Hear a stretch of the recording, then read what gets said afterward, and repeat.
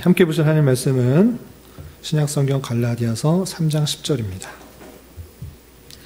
여러분들 교재에 나와 있는 96페이지 내용을 살펴보셔도 되겠습니다.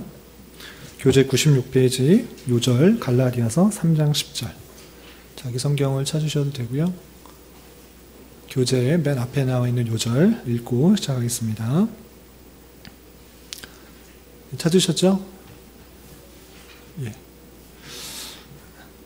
함께 봉독합니다. 시작. 무릇 율법 행위에 속한 자들은 저주 아래에 있나니 기록된 바 누구든지 율법책에 기록된 대로 모든 일을 항상 행하지 아니하는 자는 저주 아래에 있는 자라 하였습니다. 아멘. 오늘 이 말씀을 근거로 해서 우리의 행위, 선행에 대한 의미를 살펴보도록 하겠습니다. 우리가 하이델베르그 교리문답하면서 오늘 이 내용 잘 이해하고 또 깨닫는 것도 중요한데 전체적인 흐름 속에서 이 내용을 잘 이해했으면 좋겠습니다. 우리가 하이델베르그 교리문답을 통해서 우리의 참된 위로가, 위안이 어디서부터 오는지를 체계적으로 배우고 있습니다. 그럴 때 말씀을 통해 우리를 살펴볼 때 참으로 죄와 비참 가운데 있는 형편에 있지만 하나님께서는 그냥 놔두시는 것이 아니라 우리를 죄와 비참 가운데 구원하시기로 하셨다라는 것을 배우고 있습니다. 그리고 그 구속과 구원을 받은 자로서 어떠한 삶을 살아가야 되는지 하이델베르그 교리문답이 세계적으로 문답을 통해서 설명하고 있는데 우리가 지금 배우고 있는 24강 62문부터 63문은 어느 부분이냐? 중간 부분인 것입니다. 그래서 죄와 비참 가운데 어떻게 구원받을 수 있는가? 라고 할 때 예수 그리스도께서 우리의 죄를 담당하시고 돌아가셨다. 그를 믿는 것으로 우리가 의롭게 된다라고 했는데 그 믿음이 무엇인가 라고 할 때 바른 지식, 참된 지식과 굳건한 신뢰 이 두 가지 지식과 신뢰 이것을 설명하는 가운데 있어서 그러면 확실한 지식 그것은 어디로부터 나오는가 라고 할 때 사도신경에 잘 정리되어 있다 이렇게 표현하고 있는 것입니다. 그래서 사도신경 내용 오늘이 마지막 부분인 것입니다. 그래서 오늘 사도신경의 마지막 어떻게 정리하고 있는지 좀 살펴보겠습니다. 교환 96페이지 지난주 내용 요약 그 부분을 같이 따라오시면 되겠습니다. 제가 천천히 읽으면서 설명했습니다.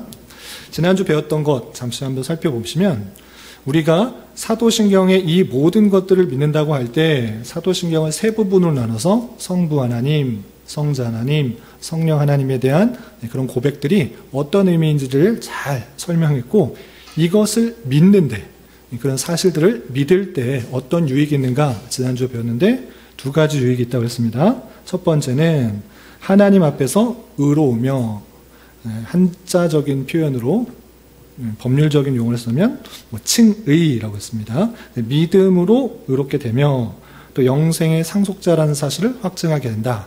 또 양자, 영생의 상속자라는 것은 양자로서 하나님의 모든 풍성한 것들을 상속받는 그런 유익이 있다라고 했습니다. 그래서 의롭게 된다는 것과 칭의롭게 되는 것과 양자의 내용들이 우리에게 유익이다라고 했습니다.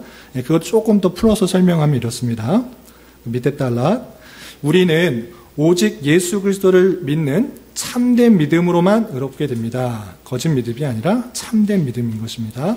말하자면 비록 나의 양심이 내가 하나님의 모든 계명을 거슬러 심각하게 범죄하고 그 계명 중에 어느 하나도 지키지 못하며 항상 모든 악에 기운다고 고소할지라도 이런 부족하고 연약한 모습, 죄악된 모습이 있을지라도 믿는 것으로 참된 믿는 것으로 인해서 하나님께서는 오직 은혜로만 그리스도의 온전한 만족과 의와 거룩을 나에게 선사하신다. 우리의 어떠함에도 불구하고 그 믿는 자체, 그 하나로 우리에게 만족의 거룩을 주신다라는 것입니다.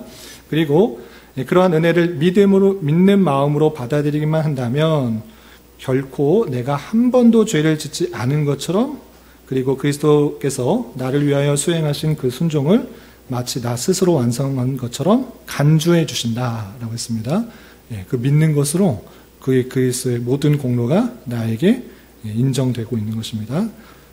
그리고 또한 우리가 우리의 믿음의 덕 때문에 하나님의 마음에 든 것이 아니고 오직 그리스도의 만족과 의와 거룩이 하나님 앞에서 우리의 의가 되기 때문에 오직 믿음으로만 의롭게 된다고 말하는데, 이는 우리가 그것들을 오직 믿음으로만 받아들이며 우리의 것으로 돌릴 수 있기 때문입니다 라고 표현하고 있습니다. 그래서 믿음으로만 이 모든 은혜가 주어진다. 우리의 행위나 어떤 수단이 아니라 믿음이다 라고 표현하고 있습니다. 이 이야기, 지난주까지 이야기를 들었을 때 자연적으로 파생되는 질문이 있는 것입니다. 그럼 믿음으로 의롭게 된다고 하면 우리가 선을 행할 필요가 없네. 우리가 행하는 것은 그러면 뭐 아무렇게 해도 상관이 없는 것인가? 오직 믿음으로만 의롭게 된다고 한다고 그러면 그런 의문이 들 수 있는 것입니다. 그래서 우리가 행하는 여러 가지 선행에 대한 그런 설명들이 62문부터 64문까지 잘 나와 있습니다. 그러면 내용을 하나씩 살펴보면서 우리가 행하는 그런 선행, 여러 가지 행동에 대해서 어떤 의미를 가져야 되는지 살펴보겠습니다. 자, 제62문, 제가 문을 읽을 테니까 여러분들이 답을 읽어주시기 바랍니다. 제62문, 왜 우리의 선행은 하나님 앞에 의나 의의 한 부분이라도 되지 못합니까? 답, 하나님의 심판을 통과해야 할 의는 철두철미하게 온전하고 하나님의 율법과 전적으로 똑같아야 하는데, 이 생에서의 우리의 가장 선한 행위조차도 전부는 불완전하며 얼룩져 있기 때문입니다. 이 질문부터 우리가 받아들여야 되는데, 지난주의 말씀을 잘 이해했다고 하면 당연히 이런 결론을 얻어야 되고 이런 의문들이 자연스럽게 이어져야 되는 것입니다. 그래서 우리의 선행, 우리가 행하는 여러 가지 선한 것들, 나름대로 난 이건 잘했어, 이건 의로워, 이렇게 했던 그런 모습들이 하나님 앞에서 봤을 때 의나 의의 한 부분, 이런 것이 전혀 되지 못한다라는 것입니다. 왜 그럽니까? 도대체 그것이 왜 의롭다고 하지 않은 것입니까? 내가 잘한 것 이것도 잘했고 이것도 나름 했는데 이것이 왜 하나님 앞에 의로운 것, 또 의로의 한 부분도 조차 되지 않는 것입니까? 라고 묻는 것입니다. 그때는 왜 이렇게 답할 수 있냐면, 답변을 보시면 하나님의 심판을 통과해야 할 의는 하나님께서 정말 의롭다고 넌 심판받지 않아도 돼 하늘 정도의 그런 의, 이것은 완전히 철두철미하고 온전하고 하나님의 율법과 전적으로 똑같아야 된다는 것입니다. 하나님께서 원하시는 그 율법, 그것과 전적으로 똑같은 것을 모두 지켰을 때 심판받지 않는 그런 의의를 가졌다, 이렇게 말할 수 있다는 것입니다. 그 각주의 내용을 보면 이것이 그냥 우루스 누스가 고안해낸 그런 답변이 아니라 성경에 있는 표현을 그대로 살려서 표현한 것입니다. 각주 1번 갈라디아서 3장 10절 말씀 찾으셨죠? 같이 한번 읽어보겠습니다. 시작. 무릇 율법의 행위에 속한 자들은 저주 아래 있나니 기록된 바 누구든지 율법책에 기록된 대로 모든 일을 항상 행하지 아니하는 자는 저주 아래에 있는 자라 하였습니다. 처음에 읽었던 그 말씀, 요절 말씀이었습니다. 아주 중요한 말씀인데 갈라디아 성도들에게 바울 사도가 너희들 왜 자꾸 어떤 것을 행함으로, 할 예를 행함으로, 율법을 행함으로 자꾸 의로워지려고 하느냐, 그런 것 아니다라고 설명하는 부분 중에 있는 부분인 것입니다. 뭐라고 설명하냐고 하면 하반절 중반절 이하 보시면 기록된 바 누구든지 율법책에 기록된 대로 모든 일을 항상 행하지 아니하는 자는 저주 아래 있는 자다, 이렇게 표현하고 있는 것입니다. 하나님께서 원하시는 그 율법의 기준은 모든 율법을 항상 지켜야 되는 것입니다. 그래서 죽을 때까지 그 율법을 하나도 범하지 않고 완전히 지켜야지만 그것은 하나님의 심판을 받지 않은 정말 의로운 사람이다, 이렇게 말하는데 너희들 그렇게 못하면서 왜 이렇게 그 율법을 하나도 빠지지 않고 지키려고 하느냐, 네 본성상, 네 스스로의 모습상 그것을 한 번도 빠지지 않고 항상 모두 다 지킬 수 있느냐? 없지 않느냐, 이렇게 말하는 것입니다. 그래서 하나님의 심판의 기준, 의롭다라고 말할 수 기준은 완전히 전적으로 똑같이 잘 지켜야 될, 모든 율법을 항상 지키는 그런 기준이다라는 것입니다. 또 각주 바로 밑에 거 보시면 신명기 27장 26절 같이 한번 읽어보겠습니다. 시작. 이 율법의 말씀을 실행하지 아니한 자는 저주벌을 받을 것이라 할 것이요 모든 백성은 아멘 할지니라. 이 부분을 잘 아시다시피 신명기 출애굽 2세대들에게 이제 약속의 땅에 들어가서 지키면 복을 받고 안 지키면 벌 받는다. 그것을 설명하는 그 부분 중에 한 부분인 것입니다. 하나님께서 주셨던 그 율법의 말씀들을 설교를 통하여서 왜 지켜야 되는지 잘 설명한 이후에 한 조목 한 조목 한 조목 말하면서 이것을 지키는 자는 지키지 않은 자는 저주를 받을 것이다. 아멘하라, 아멘하라, 아멘하라. 그렇게 표현하고 있는 것입니다.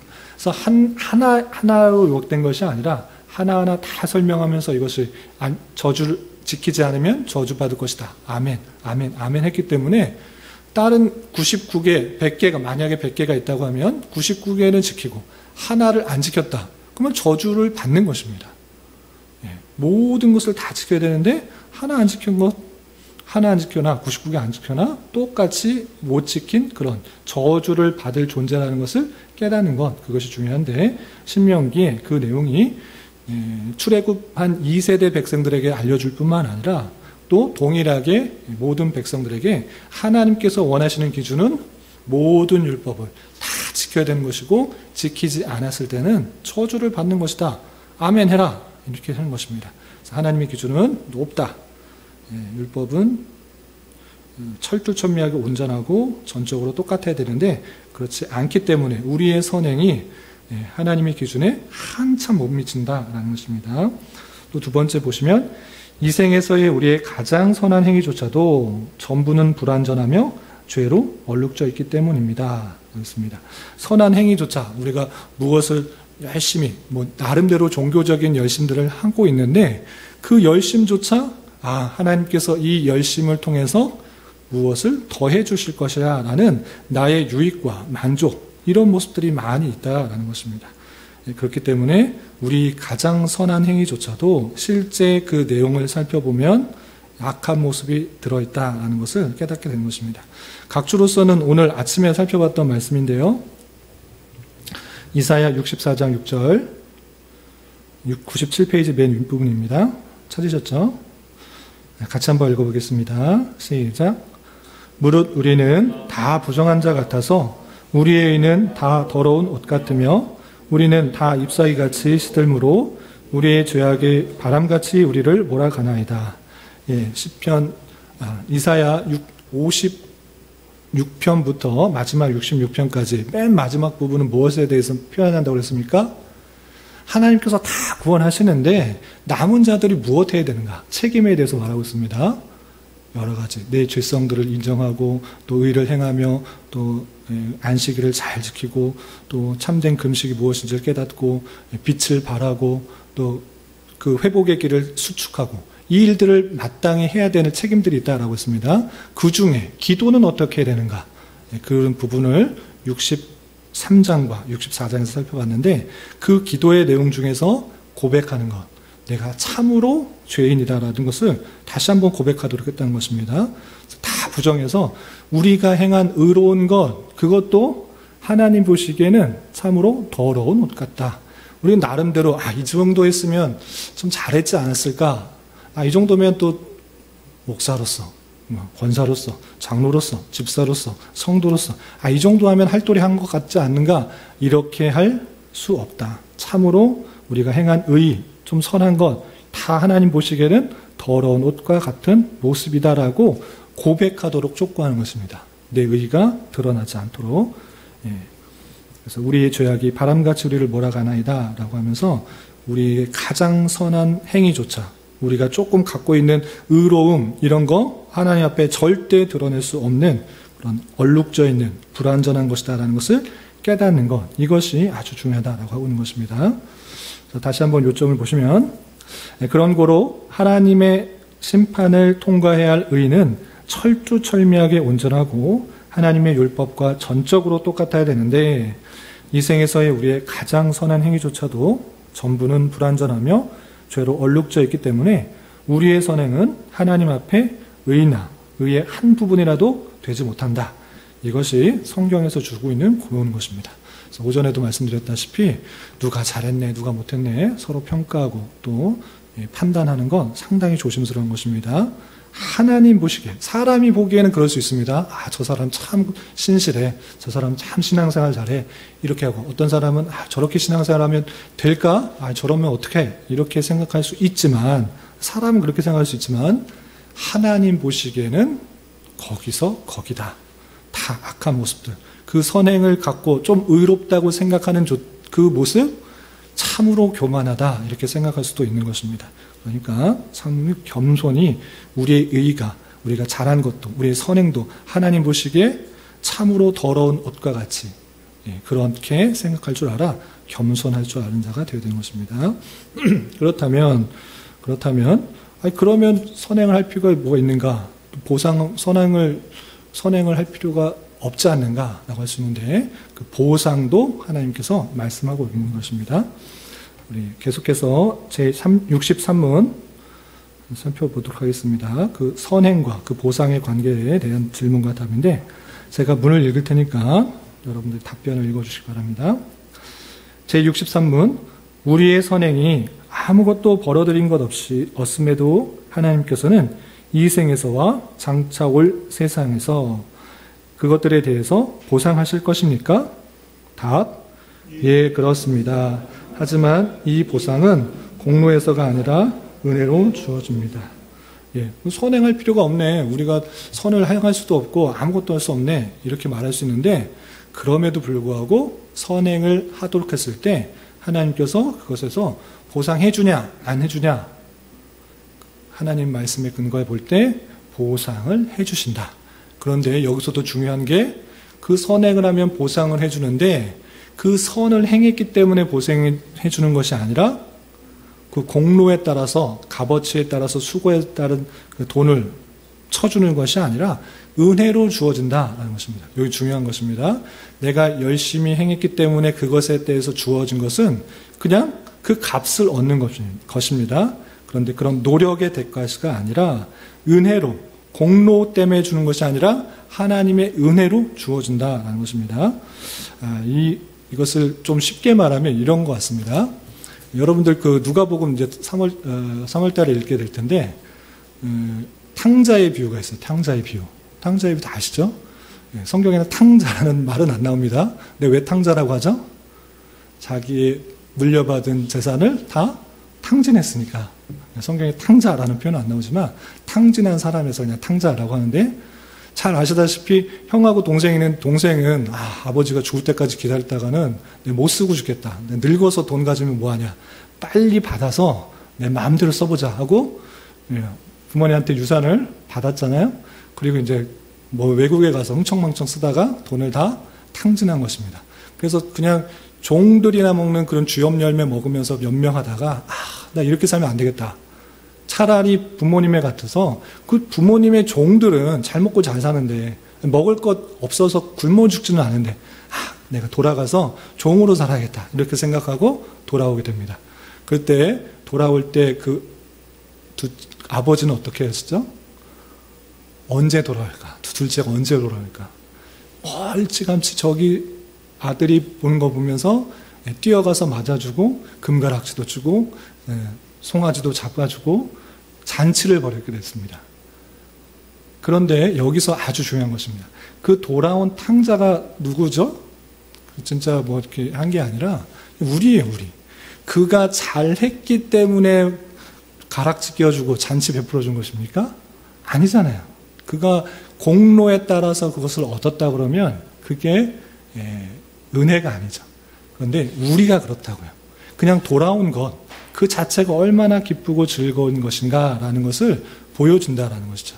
그래서 그것을 수고했기 때문에 멀리 이방에서 돌아오는 수고를 했기 때문에 내 그게 값에 따라서 가락지 3돈짜리, 4돈짜리 그 송아지는 한우 2+짜리 이렇게 딱 맞춰서 주는 게 아니라 주는 것이 아니라 그냥 아들이니까 돌아왔으니까 그냥 주는 거예요.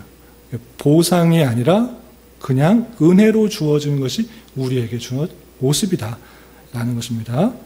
그것을 그래서 칼빈은 보상이라는 개념 그것에 대해서 주는 개념이 아니라 그냥 은혜로 주어지는 개념이라고 강조하기 위해서 보상을 뭐라고 표현했냐면 그냥 유산이라고 표현을 해요. 유산. 하나님께서 받아주시는 그냥 유산이다. 네가 공로 선행을 했기 때문에 주었다? 이렇게 했기 때문에 주었다? 큰 상 줬다. 아니다. 그냥 주시는 그 풍성한 은혜다. 우리가 선했기 때문에 의로웠기 때문에 준 것도 아니고 그냥 하나님께서 주신다고 약속했기 때문에 그런 것을 기뻐하신다는 것을 표현으로 약속했기 때문에 주어진 것이다. 그래서 칼빈은 유산이다라고 표현한 것을 살펴볼 수 있습니다. 그래서 우리 똑같이 유산이라고 표현해야 된다 이렇게 말한 건 아닌데 그런 개념을 조금 더 이해하기 위해서 유산이라고 표현하기도 했다라는 정도만 아시면 되겠습니다. 그럼 각주 내용들을 좀 살펴보겠습니다. 누가복음 17장 10절 3월달에 읽게 될 누가복음인데 아주 중요한 우리의 자세, 하나님께서 상을 주셨을 때 또는 칭찬하셨을 때 마땅한 이렇게 자세해야 된다라고 표현된 구절이 있습니다. 누가복음 17장 10절 같이 한번 읽어보겠습니다. 시작. 이와 같이 너희도 명령 받은 것을 다 행한 후에 이르기를 우리는 무익한 종이라 우리가 하여야 할 일을 한 것뿐이라 할지니라. 내가 전도도 열심히 하고 또 성경도 잘 보고 또 봉사생활도 열심히 하고 예배도 빠지지 않고 이것도 하고 저것도 하고 이렇게 다 했습니다. 이랬으니까 상 주십시오. 이렇게 말하는 것이 아니다. 내가 그것을 다 했지만 그거 나 받을 자격이 없는 사람입니다. 난 아무 쓸데없는 그런 종일 뿐입니다. 라고 말하는 것이 마땅하다라고 표현했습니다. 내가 전도도 열심히 하고 성경도 열심히 하고 봉사도 열심히 하고 예배도 빠지지 않고 했기 때문에 이 큰 상 주십시오라고 말할 수 없는 것이고 당연히 해야 될 일들을 한 것입니다. 하나님께서 주신 은혜가 크기 때문에 마땅히 한 것을 해야 될 것을 한 것뿐입니다. 라고 표현하는 것이 마땅하다는 것입니다. 실제 그렇고 또 그런 모습이 우리에게 주어지는 것이고 우리의 행위나 공로에 따라서 받을 것이 없다라는 것을 표현해주고 있는 것입니다. 또 히브리서 11장 6절 각주 한 개 건너뛰어서 고린도전서 비슷한 표현인데 넘어가서 히브리서 11장 6절 아주 유명한 구절이죠. 같이 한번 읽어보겠습니다. 시작. 믿음이 없이는 하나님을 기쁘시게 하지 못하나니 하나님께 나아가는 자는 반드시 그가 계신 것과 또한 그가 자기를 찾는 자들에게 상 주시는 이심을 믿어야 할지니라. 상이 분명히 성경에 표현되어 있습니다. 하나님을 찾는 자, 또 하나님께서 원하시는 이들에게 그 자기를 찾는 자에게 상 주신다. 이것이 믿어야 될 내용으로 표현되고 있는 것입니다. 또 그 밑에 비슷한 표현도 있습니다. 빌립보서 3장 13절 14절 바로 밑에 있는 성경 구절이죠. 같이 한번 읽어보겠습니다. 시작. 형제들아 나는 아직 내가 잡은 줄로 여기지 아니하고 오직 한 일 즉 뒤에 있는 것은 잊어버리고 앞에 있는 것을 잡으려고 표대를 향하여 그리스도 예수 안에서 하나님이 위에서 부르신 부름의 상을 위하여 달려가노라. 바울 사도가 빌립보 교회에게 말하고 있는 것에서 나는 표대를 향하여 나아가는데 하나님께서 부르신 상이 있기 때문에 그것을 위해 열심히 전진한다라고 표현하고 있습니다. 여기서도 상에 대해서 표현하고 있고 또 고린도전서 9장 24절 이건 제가 읽을게요. 운동장에서 다른질하는 자들이 다 달릴지라도 오직 상을 받는 사람은 한 사람인 줄을 너희가 알지 못하느냐? 너희도 상을 받도록 이와 같이 다름질하라 라고 표현하고 있습니다. 여기뿐만 아니라 구약에서도 계속해서 상급, 상에 대해서 표현하고 있는 것입니다. 그렇기 때문에 우리는 죽어서 하나님께서 주시는 그 상이 있다. 그 상, 그 열심에 대한 그런 상이 있는데 그 상은 공로로 주어지는 것이 아니라 하나님께서 택하신 백성에게 약속하신 은혜로 주어진 것이다. 이렇게 표현하고 있는 것입니다. 그러면 이제 자연적으로 이제 드는 질문이 있습니다. 그럼 도대체 상이 무엇인가? 하나님께서 이제 천국에 가서 하나님을 만나고 배우게 되면 무슨 상이 있는 것인가? 도대체 무슨 상을 주신다는 것인가? 아파트를 주시는 것인가? 좋은 차를 주시는 것인가? 땅을 넓게 주시는 것인가? 도대체 무엇을 주신다는 것인가? 라고. 네?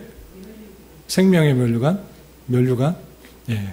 면류관을 주신다고 했습니다. 여기 보시면 권사님께서 말씀하신 것처럼 요한계시록 2장 10절 98페이지로 넘어가는 데 있죠. 찾으셨죠? 같이 한번 읽어보겠습니다. 시작. 내가 죽도록 충성하라. 그리하면 내가 생명의 관을 주리라. 예, 생명의 관을 내게 주리라. 예, 면류관을 주신다. 이렇게 했습니다. 이 생명의 관은 무엇이겠습니까? 당연히 영생에 관한 그런 관인 것입니다. 그런데 이 관은 그러면 어떤 사람은 좀 무거운 거 주고, 어떤 사람은 좀 조금 거 주고, 어떤 생명은 한 2만 년 살고, 어떤 사람은 한 15,000년 정도 살고, 이 생명의 그 차이가 있는 것인가? 아니, 영생인데, 그럼 생명의 관은 무엇인가? 라고 할 때, 이 생명뿐만 아니라 아주 중요할 그런 표현들이 있는 것입니다. 제가 좀 강조하는 그런 표현인데, 여기도 잘 드러나고 있습니다. 창세기 15장 1절, 98페이지, 창세기 15장 1절. 예, 성경에서는 우리가 천국에서 받을 상에 대해서 아주 자세하게 나와 있지는 않습니다. 그냥 생명의 관 또는 면류관 이런 것을 말씀하시는데, 그럼에도 불구하고 하나님께서는 많이 남긴 자에게 또 많은 것들을 허락하여 주시고, 또 나를 위하여 고통당하는 자에게 하늘에서 상급이 크겠다, 이런 식으로 또 말씀하시고 그 상에 대해서 말씀하고 있는 것입니다. 도대체 그럼 우리가 받을 상이 무엇인가 라고 할 때, 저는 창세기 15장 1절을 아주 중요한 키포인트, 핵심 단어다, 이렇게 생각하는 것입니다. 98페이지에 나와 있는 창세기 15장 1절 같이 한번 읽어보겠습니다. 시작. 이후에 여호와의 말씀이 환상 중에 아브라함에게 임하여 이르시되, 아브라함아 두려워하지 말라. 나는 내 방패요 너의 지극히 큰 상급이니라. 아멘.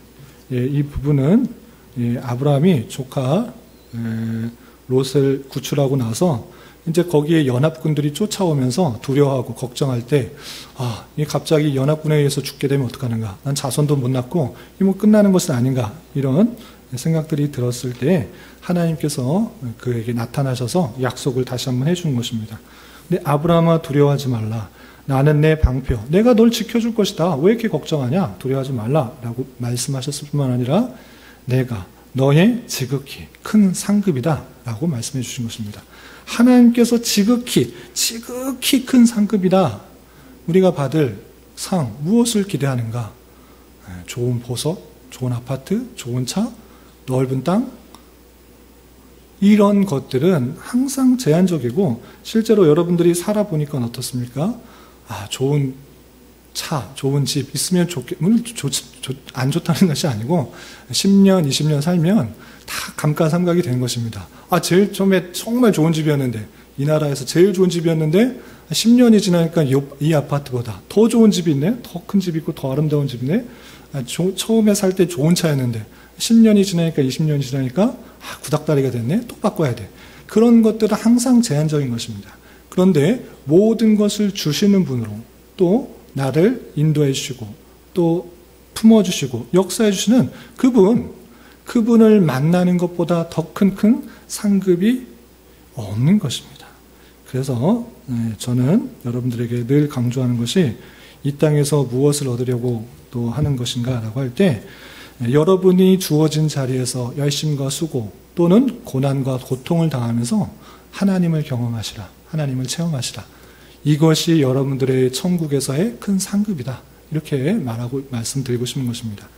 주님의 나라를 위해서, 주를 위하여서 고통받고 또 핍박을 받고 고난을 당하는 것이 왜 천국에서 큰 상급이 있는 것입니까? 그런 고난과 고통, 그 핍박을 당할 수 있는 사람은 하나님을 아는 자입니다.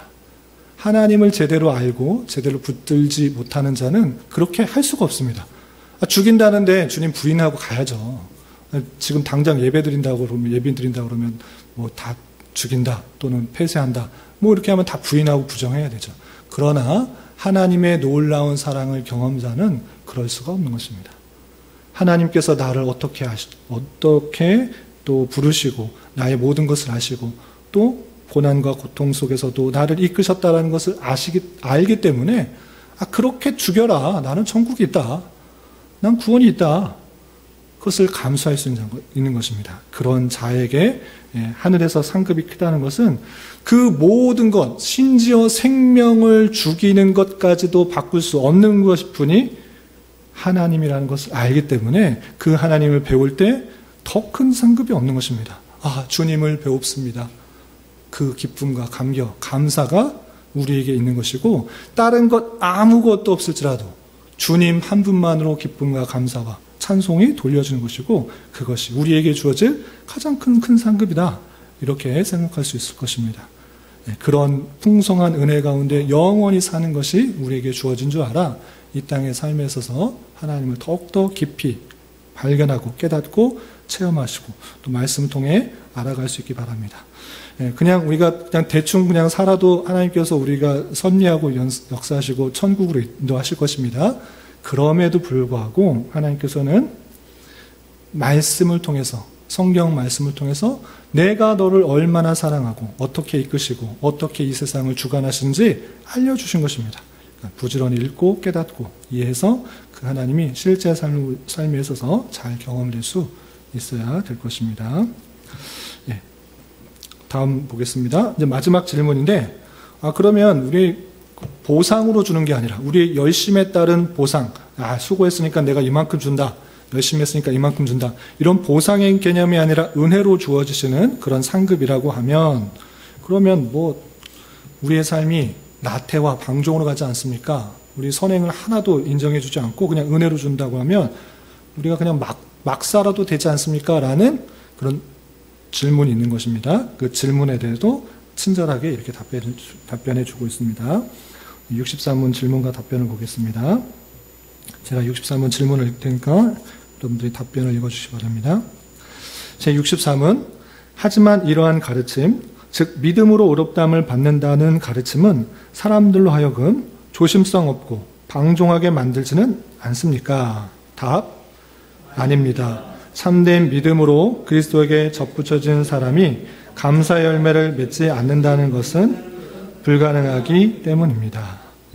잘못 생각하면 이렇습니다. 믿음으로 구원받는 거다. 행위로 구원받는 거 아니다. 네가 열심히 주일 예배 참석하고 헌금도 하고 기도도 하고 뭐 봉사도 하고 전도도 하고 여러 가지 행해서 하나님께서 그것에 대한 상급으로 천국을 주는 게 아니고 전혀 아니고 하나님 앞에 전혀 어렵다는 거 아니고 그냥 믿음으로 어렵다 여기는 것이고 또 하나님께서 은혜로 주시는 상급이다 라고 했을 때 그럼 아무것도 할 필요가 없네. 선행할 필요도 없고 하나님 앞에서 뭐 그것이 참된 선으로 여겨지도 않고 의롭다고 여겨지도 않는데 마음대로 살게 하지는 않느냐. 이런 것이 자연적인 질문입니다. 그런데 중요한 것은 그렇게 된다 안 된다? 안 된다. 그런 거 아니다. 왜냐? 참된 믿음이 있다고 하면 참된 그리스도에 접붙여진 사람이라면 실제 감사의 열매를 맺을 수밖에 없다는 것입니다.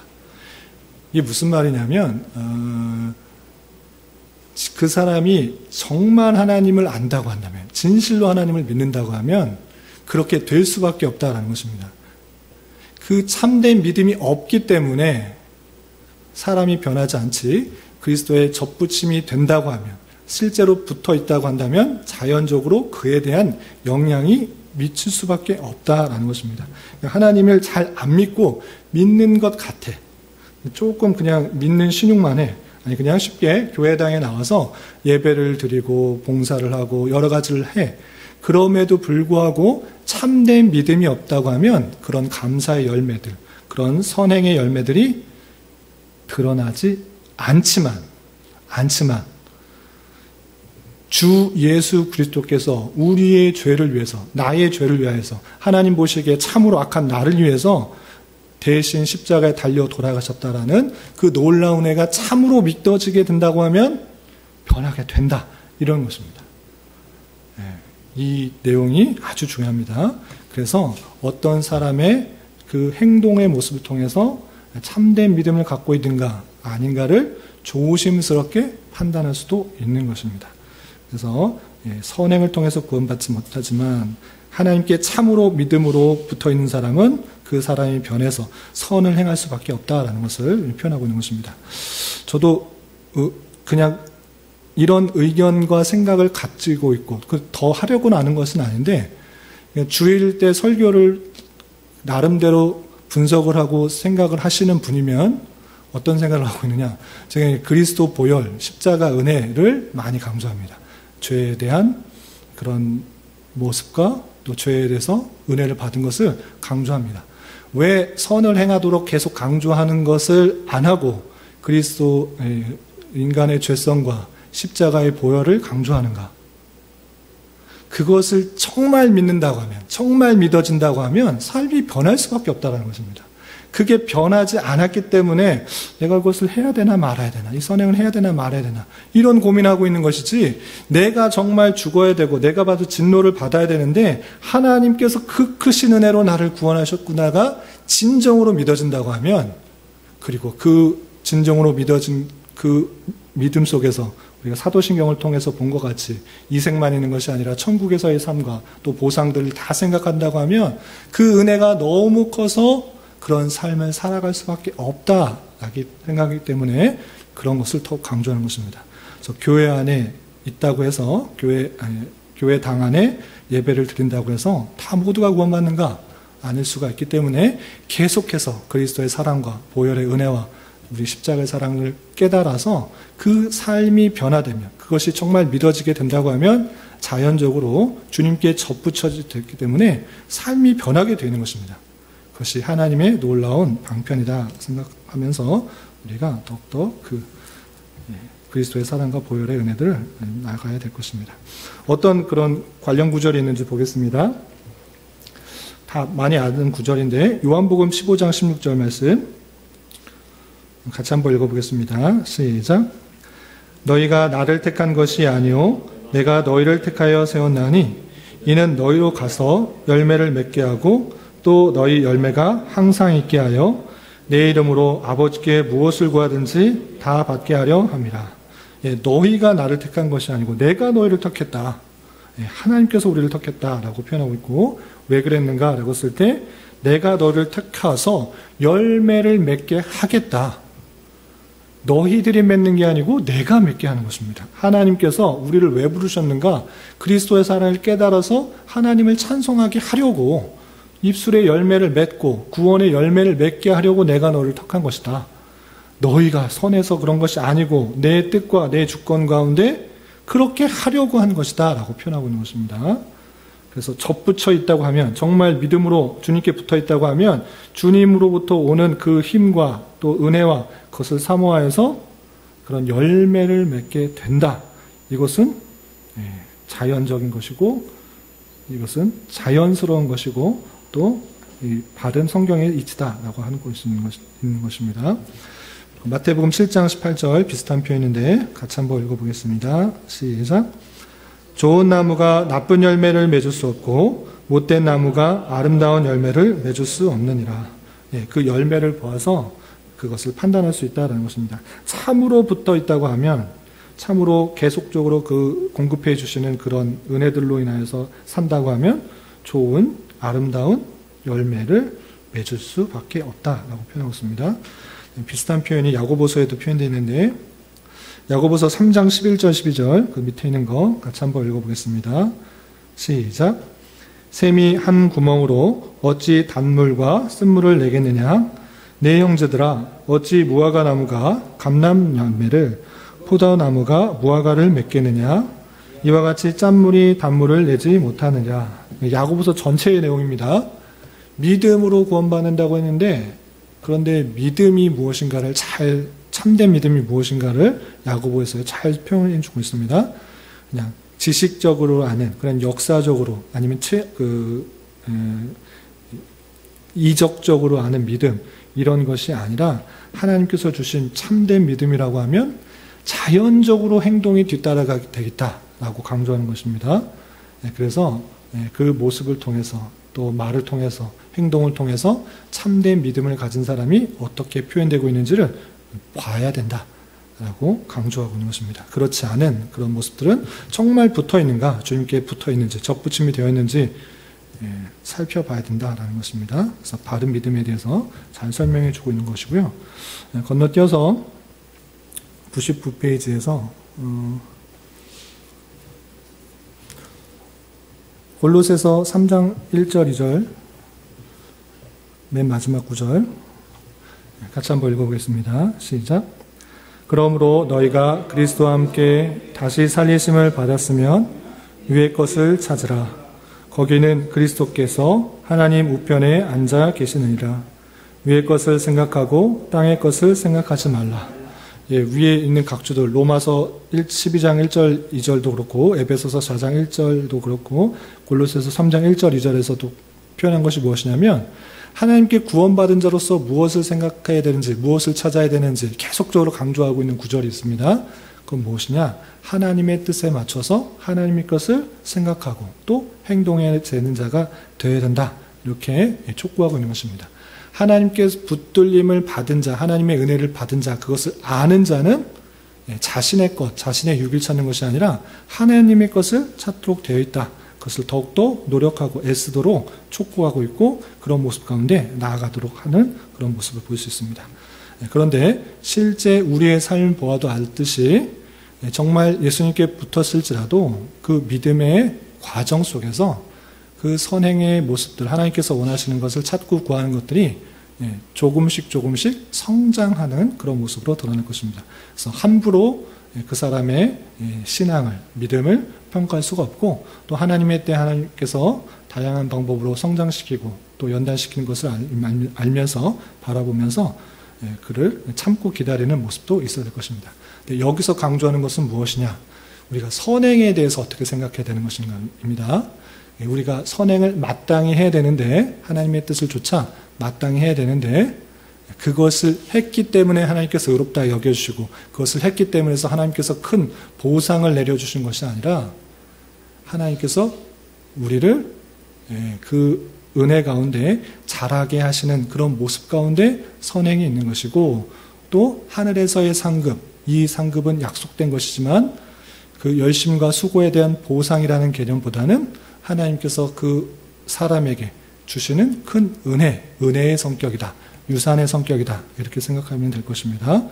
그리고 몇 번이나 강조했지만 우리가 가장 크게 생각해야 될 상급은 오직 주님밖에 없다라는 것들을 바라보면서 나가야 될 것입니다. 그리고 다른 각주서나 참고서들을 봤는데 이런 표현도 있더라고요. 말씀드리면 어떤 사람이 감사의 마음을 표현하면서 무엇인가를 받기를 기대하면서 감사한다. 어떤 것을 행한다. 그러면 참으로 그것이 진정한 감사가 될 수 있겠는가라는 것을 질문해 보는 것을 보게 돼요. 여러 사람이 잘해. 목사인데 성도님들이 잘해. 그런데 목사에게 무엇을 바라는 마음으로 딱 한다고 하면 또 여러분들 회사에서 어떤 사람에게 어떤 대가를 바라면서 계속 잘해주고 하는 것 뇌물일 수 있다. 그것은 상당히 조심스러운 것입니다. 하나님께서 그런 잘하는 것들, 선행들은 그런 보상이나 대가를 바라는 그런 마음이 아니라 진정한 내가 받은 은혜가 너무나 크기에 하나님께서 원하시는 것을 행하는 모습으로 있어야겠다. 아무것도 주어지지 않을지라도 오직 주님만으로 참으로 만족하고 기뻐하고 감사할 수 있는 우리가 되어야겠다는 것들을 살펴봐야겠습니다. 혹시 질문 있으신가요? 네?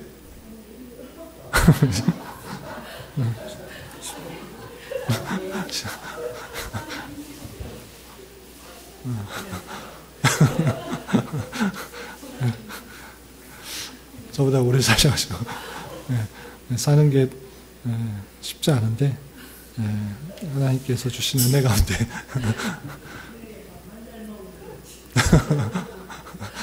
발만 잘 먹으면 건강한 것으로도 감사할 수 있기를 못 드시는 분도 계시니까 쉽지 않음에도 불구하고 또 하나님을 의지하면서 또 하나님 붙들면서 나아갔으면 좋겠습니다.